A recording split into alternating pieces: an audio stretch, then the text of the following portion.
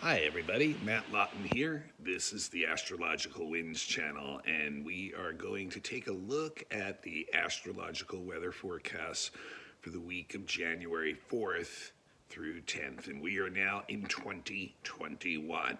And just in case you missed it, because I did not social media bomb, two other blogs went up on the channel in the last 2 days. A couple days ago, I put up the annual weather forecast, which is just a very long range background kind of energy of the year 2021, and specifically focusing on the Saturn Uranus square, which is going to be running in the background of this whole year. So some pretty important information there, just like last year's Pluto Saturn conjunction in Capricorn with Jupiter going there, driving the whole background of the year, which basically manifested mainly as the COVID virus, among other things. But the Saturn Uranus square will be running all this year, and it's already in orb, so it's already stuff that's in effect, and we'll see a lot of great changes from that. And I also yesterday posted the monthly report for January. Instead of piggybacking it onto this weekly, I just felt like there was a little too much information in the monthly and in this week to combine into one long episode. So there are two episodes of the channel from between last week's report and this week's report that you may be interested in checking in on. And I did the January monthly one, like I said, because there's a lot going on there. So in January, I think we're going to start to see the beginning of an acceleration of changes that will rapidly hit us for the next for this calendar year. Anyway, let's get to this week. This week there's a lot going on, and the most interesting thing is all three inner planets are changing signs this week. And as I've said before, those three inner planets, Mercury, Venus, and Mars, are basically 90% of what we do every day. So all three of them changing signs this week is pretty significant. And there's some Mercury action this week too. A couple different Mercury energies going on. And I want to start with that because today, Monday the 4th, is Mercury conjuncting Pluto and squaring Eris. And Eris is about to station direct, which I talk about in the monthly blog. So you might check in if you want to need a little more information on that. But Eris is basically getting stationary at this point. And so Mercury squaring that too. But Mercury, Pluto, and then later in the week, because remember, Pluto still pretty close, even though it's in Capricorn, is still pretty close to where Saturn is at. So Mercury will actually be conjuncting Saturn later in the week too. So Mercury doing some interesting stuff, conjuncting Pluto, squaring Eris stationary, and conjuncting Saturn. And so, like I said, today on Monday is the exact conjunction to Pluto and the square to Eris. And when you look at Mercury Pluto, it is like, I really think more than anything, this is like seeing things that you haven't seen before. Things getting revealed to you. Maybe it's secrets that are literally from external sources that are being revealed to you, or it may be a lot of your own inner workings and psyche being revealed to you, and how it got to where it was, how it's shaped into the form that it's in now. So we're gonna see really deeply into things, is my point this week. And a lot of things will be revealed to us. We will get a lot of new insights. Now, this energy of Mercury and Pluto, and even Saturn, adding the Mercury Saturn too, is very precise energy. It's very focused energy. It's like a laser beam, that it cuts through anything, but it's like got a very narrow focus too. So it can get the mind can get very obsessed with what it is interested in. And not only will it get obsessed with it, but it will have the desire to communicate what is being revealed to it to others, and feels like this is really key, important information that needs to get across to others. So, if we don't, so there's this strong will kind of behind the words that we are trying to get out and convey to others this week. And we're looking for really precise, surgical ways of expressing ourselves, of not wasting words, of getting right, cutting down to the core of the matter. Now, the issue with this is it can get us really narrow-minded. It can get us really, really obsessed with a certain idea that crowds out everything else that's going on in our minds. So a lot can be pushed forward and done like that. A lot of details of things can be taken care of. Really good for planning and organizing things, but don't see the forest for the trees a lot of times, because we get so streamlined like this, and we're not seeing anything that's coming out here. So that, and then what can really be another issue with it is the desire to convey what you found is so strong that you actually will go to methods of coercion, propaganda, things like that to get your point across, and feel very frustrated with anyone who's not receiving that. So, this is not only us, are doing that, but this is, we may be feeling this from other people, from other institutions, organizations, groups. Everyone's under the influence of this. Now, you add in the square to Eris, and there can be even more intensity in there, more obsession of really following something and creating some issues too, not just following and seeing this stuff, but bringing it up and getting demanding about what we want to see happen with that, so very, very intense energy coming up for and like I said, the conjunction to Pluto is Monday, the exact square to Eris is Monday, and then the conjunction to Saturn is on the weekend. So really this whole week, this really focused, concentrated mind. So interesting there. Now, like I said, 3 planets changing signs is the big story of the week, and all 3 of them, the inner planets. And all 3 of those planets, like I said, have so much to do with what we do on an everyday basis. Now, if you remember, Mars went into Aries last summer.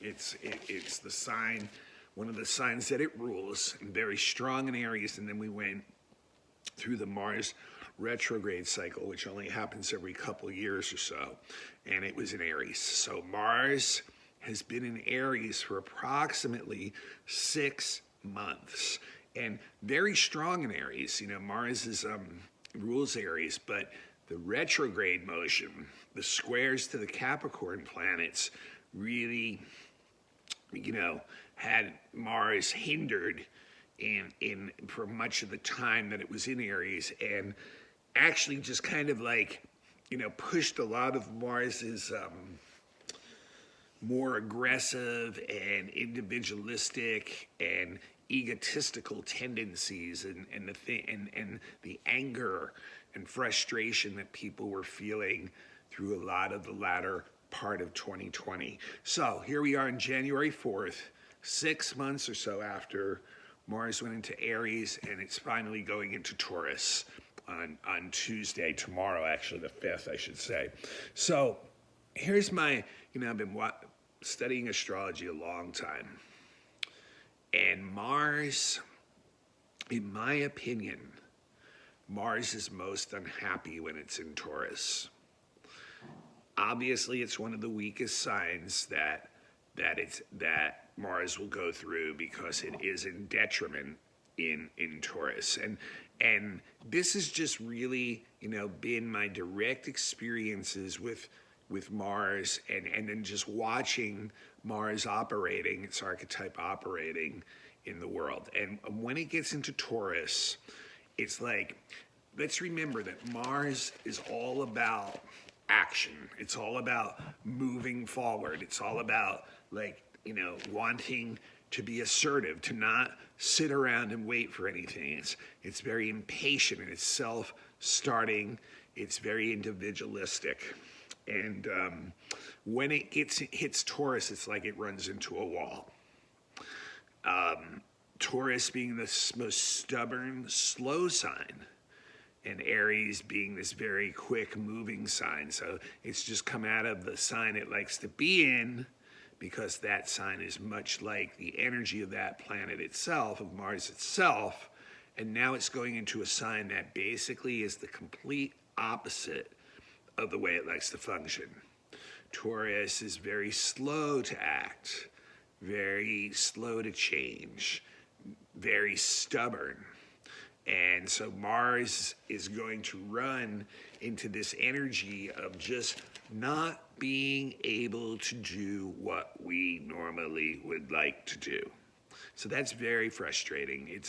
I watch Mars go through Taurus every couple years or so and watch how, things really can slow down for those 2 or 3 months. Now, when we think about where the world is at right now, and that once again, the COVID virus is very much accelerating in the winter here in the Northern Hemisphere, which we kind of expect. That's what flus do in the winter. So I think what this Mars and Taurus period is going to be is another, prolonged slowdown because of the acceleration of the virus. And so it's literally like saying, no, you can't go out and do work, whatever you were going to go out and do.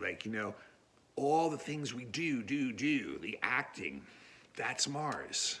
So we're running into a wall where we just can't do what we normally do. And that can get Mars really angry. Mars is quick to anger, and in Taurus, it can get very, very resentful from being blocked. It can get very, very impatient. So it's just a real long wait that Mars is going to have to go through, slowed down, and just really will struggle with that.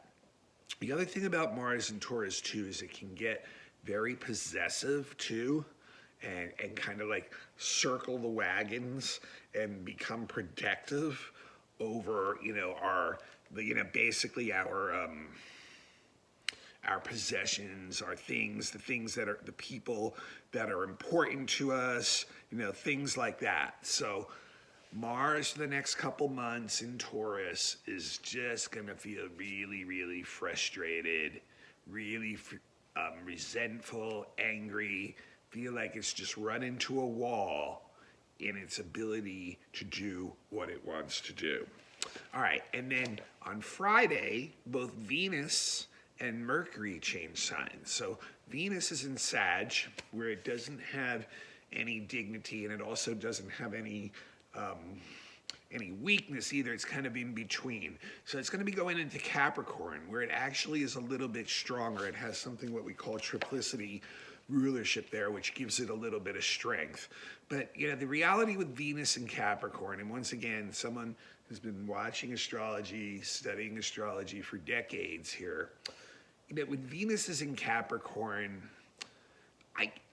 she's Venus likes to have fun, and Capricorn for Venus is not, it doesn't really fit the fun glove very well. But That being said, she functions very well in practical type relationships in Capricorn. So business type relationships, practical type relationships, real world, sober, serious type relationships are the ones that benefit from Venus being in Capricorn.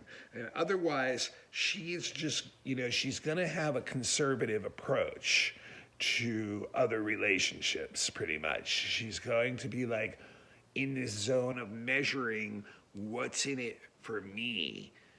And so this is like a really good aspect for all your business type relationships, and for just like client business relationships, or your relationships with business partners or groups, or other people you do business with, like suppliers and customers. So that's really where the benefit of Venus and Cap is, because otherwise she's going to be practical and sober, and she's going to be willing, pretty much sacrifice fun right now to like deal with the practical world. But like I said, in Capricorn, she's very adept at it. She's very serious. So meanwhile, Mercury, same day, Friday, is going to go into Aquarius. And Mercury's going to be spending a lot of time in Aquarius. I mentioned in the monthly one, which is the episode before this, that Mercury will be going retrograde right at the end of the month in Aquarius, and will stay in Aquarius through that retrograde period. So we're looking at, the better part 2+ months of Mercury being in Aquarius.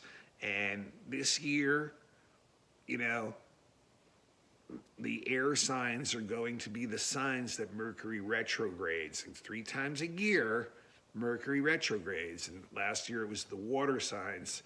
This year it'll be in the air signs. So Mercury in Aquarius is really, is very logical, very smart, ingenious, a lot of like real good systematic thinking. It's mathematical thinking, scientific thinking, logical, intellectually driven, and it's very smart, very bright, but it cares very little for emotional content. And so at times it can be, get into some eccentric and odd ideas, like cutting edge, revolutionary stuff across the board, in whatever it's working on. That could be socially, that could be with technology, that could be with whatever, we're working on. So really interesting there.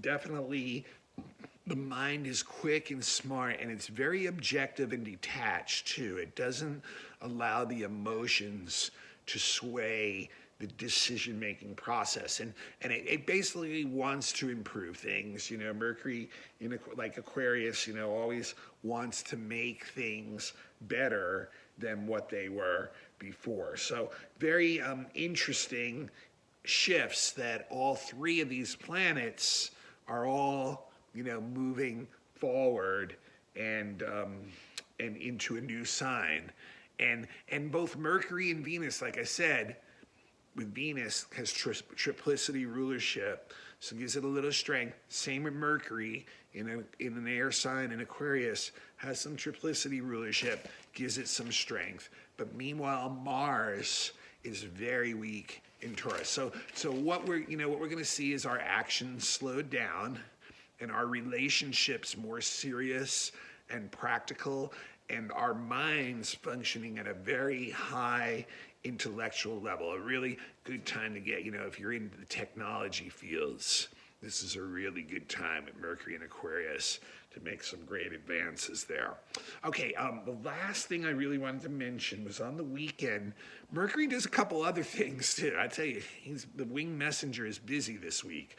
So on the weekend, it's going to square Mars, and then Venus is going to trine Mars. So we have Mercury has one more thing I wanted to talk about, and then involved with Mars again, which Venus is also involved with. So that's kind of a mixed energy. Mercury square Mars is kind of odd, and I think it's on late Saturday, the exactness to it. That can definitely have people ornery. Like the words that come out can be really like defensive or challenging. It's almost as if our ego's a little bit too involved in our ideas and gets a little too attached to things. So we can easily get into disputes, arguments, aggressive kind of like attacking words and things like that. Feel a lot of frustration about where other people are at. Feel like they're kind of dragging us down or slowing us down, so we may react angrily to that. And it's not the most easy aspect to deal with, even by going away and being alone, because it's really looking for some input or output many times, and just is really edgy. So that's kind of a little, but then Venus is trining Mars too, so that's kind of like softens a lot of that stuff. And remember, Mars is weak in Taurus, so might kind of like not jump out and be fired up as much as it normally would. May sit back and chill out a little bit more.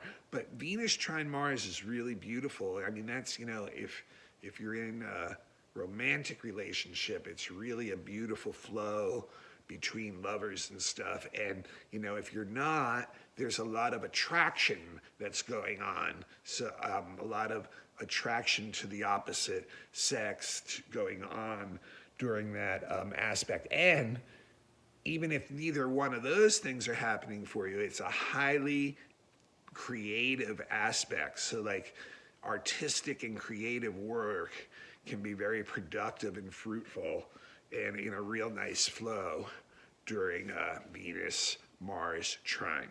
So some real nice energy to tap into there. And I think that's exact on Sunday next week. And like I said, both those aspects on the weekend next week. All right, so that just about does it for this week. Like I said, a lot of information. If you want to go back one episode, the monthly for January is there. Go back 2 episodes. And the yearly for 2021, which is mainly the Saturn-Uranus square, is there. All right. This blog is free. It's a free service.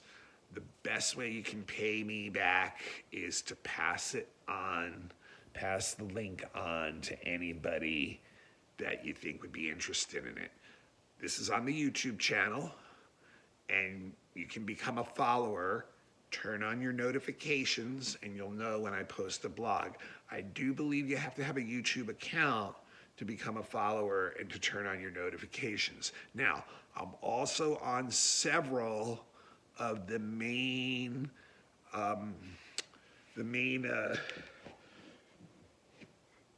blogs for audio also. So you can look up the Astrological Winds channel on Spotify, it's podcasts, Apple Podcasts. I think I'm on 1 or 2 others too.